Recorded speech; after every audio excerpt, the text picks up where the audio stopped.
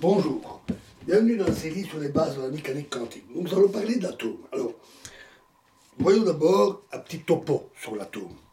L'idée des atomes est ancienne et elle remonte à l'Antiquité grecque avec Démocrite. Toutefois, les atomes tels que nous les connaissons aujourd'hui sont bien différents de la conception des anciens Grecs. Les anciens Grecs ne voyaient en l'atome qu'une des deux conceptions philosophiques possibles sur la nature de la matière, continue ou discontinue. Et ils imaginaient les atomes comme étant insécables, sans structure et même inobservables.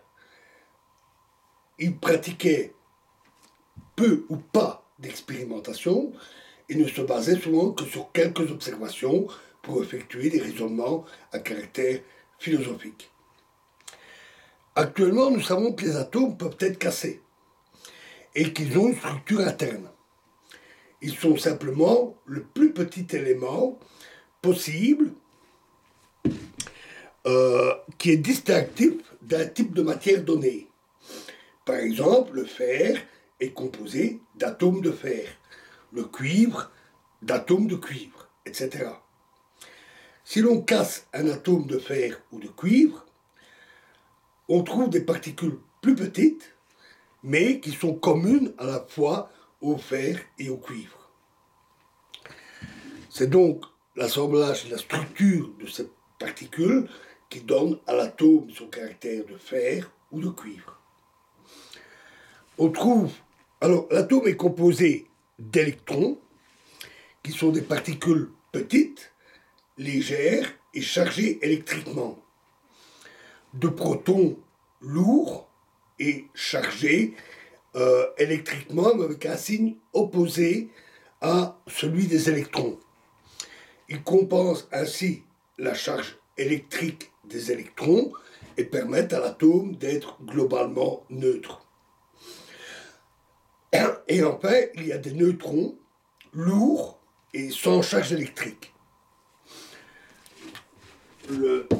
L'atome lui-même est composé d'un noyau, composé de protons et de neutrons, et d'électrons situés autour. Les particules lourdes dans le noyau, les légères autour. Donnons quelques exemples. Alors, l'atome d'hydrogène est le plus simple, avec un seul proton et un électron. Il existe aussi ce que l'on appelle des isotopes. On a deux isotopes de l'hydrogène, le deutérium avec un proton et un neutron, et bien sûr l'électron, et le tritium avec deux neutrons en plus du proton. On les appelle parfois hydrogène lourd ou super lourd. L'ajout d'un troisième neutron ne marche pas, car le noyau de l'atome qui est composé d'un proton et de trois neutrons, les électrons sont autour, ne peut pas rester lié, il n'est pas stable. Notons que ces deux isotopes, deutérium et tritium, ont les mêmes propriétés chimiques que l'atome d'hydrogène, car ce sont les protons qui confèrent les propriétés chimiques à l'atome. Plus exactement, ils forment le potentiel électrostatique autour du noyau qui donne la structure, la répartition des électrons, leur nombre, puisque les charges se compensent. Et ce sont ces électrons qui vont participer aux réactions chimiques.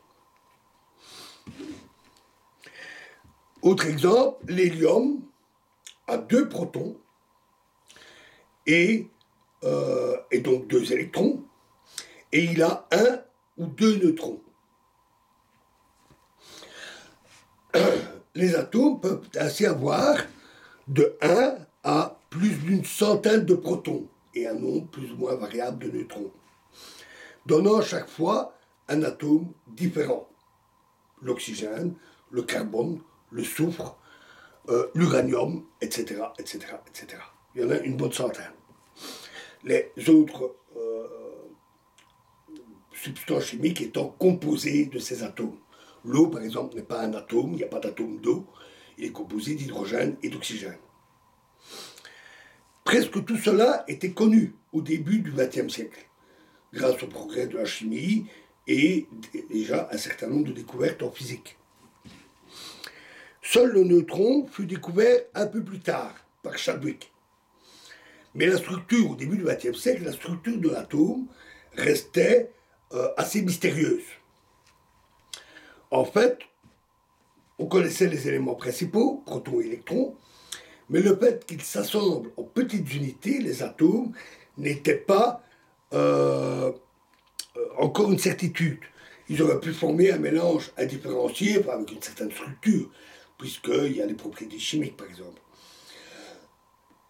Mais cette structure n'était pas nécessairement formée d'entités individuelles, comme les atomes, et la structure n'était pas connue.